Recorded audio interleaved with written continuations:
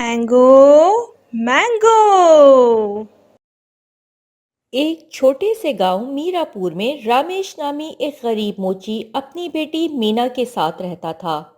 وہ دن رات محنت کر کے ان کے کھانے کا انتظام کرتا تھا، لیکن زندگی کی مشکلات ان کا پیچھا ہی نہیں چھوڑتی تھیں۔ ایک دن بارش میں رامیش کا پیر پھسل گیا اور وہ زمین پر گر گیا۔ اف، یہ پیر! وہ لنگڑاتے ہوئے گھر پہنچا اور دروازہ کھولا۔ مینا فوراً دوڑتی ہوئی آئی۔ ابا، کیا ہوا؟ بیٹی، پیر میں چوٹ لگ گئی ہے، آج مزدوری نہیں کر سکا۔ مینا کی آنکھوں میں آنسو بھر آئے۔ اب ہم کیا کریں گے؟ ہمارے پاس تو کھانے کا بھی بہت کم سامان ہے۔ رامیش نے اپنی بیٹی کو دلاسا دیا۔ فکر مت کرو بیٹی، کوئی نہ کوئی راستہ نکل آئے گا، اوپر والا بڑا مہربان ہے۔ لیکن مینا دل ہی دل میں فکر مند تھی۔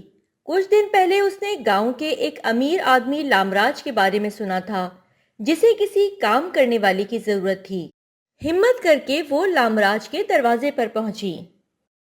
لامراج صاحب، میں آپ سے ایک درخواست کرنا چاہتی ہوں۔ میرے والد زخمی ہو گئے ہیں اور ہمارے پاس کھانے کا کوئی انتظام نہیں۔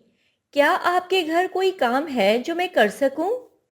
لامراج نے غور سے اس کی بات سنی اور کہا، ٹھیک ہے، تم روزانہ آ کر یہاں کام کر سکتی ہو، مجھے ایک قابل اعتماد نوکرانی کی ضرورت بھی ہے۔ مینا نے شکر گزار نظروں سے اسے دیکھا۔ شکریہ صاحب، میں آ جایا کروں گی۔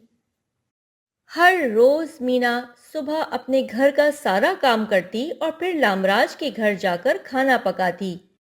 ایک دن جب گوپال، لامراج کا مغرور بیٹا، اپنے دوستوں کے ساتھ بیٹھا تھا، اس نے مینا کو بلایا۔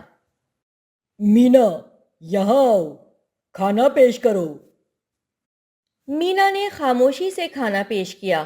جب سب کھا چکے تو گوپال نے حقارت سے کہا، یہ بچا ہوا کھانا بلیوں کو دے دینا۔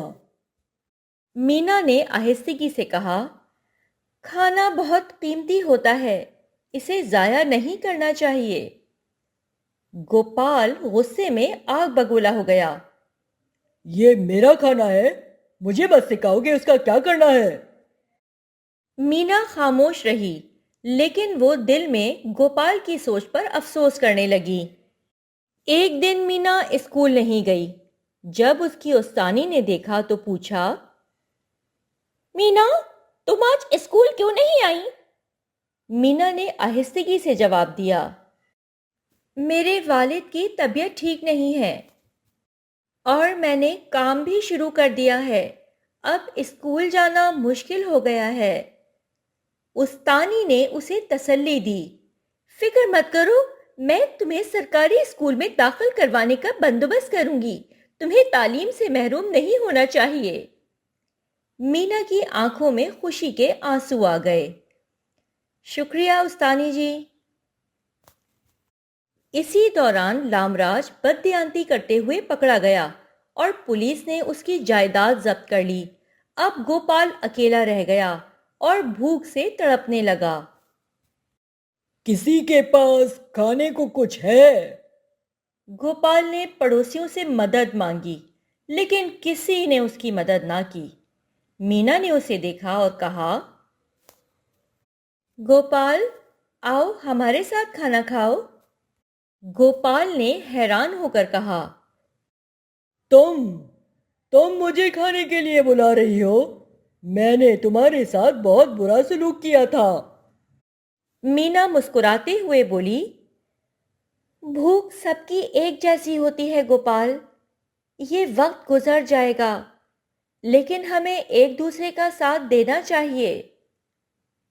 گوپال نے شرمندگی سے سر جھکا لیا۔ میں نے تمہارے ساتھ بہت غلط کیا، مجھے معاف کر دو۔ مینا نے نرمی سے کہا، میں نے تمہیں معاف کر دیا گوپال، ہم سب انسان ہیں اور غلطیاں سب سے ہوتی ہیں۔ اس دن کے بعد گوپال نے مینا کو اپنی بہن مان لیا اور دونوں نے مل کر ایک نئی زندگی کی شروعات کی۔ گاؤں والوں نے ان کی دوستی کو دیکھا اور سیکھا کہ مشکل وقت میں ایک دوسرے کا ساتھ دینا کتنا ضروری ہے۔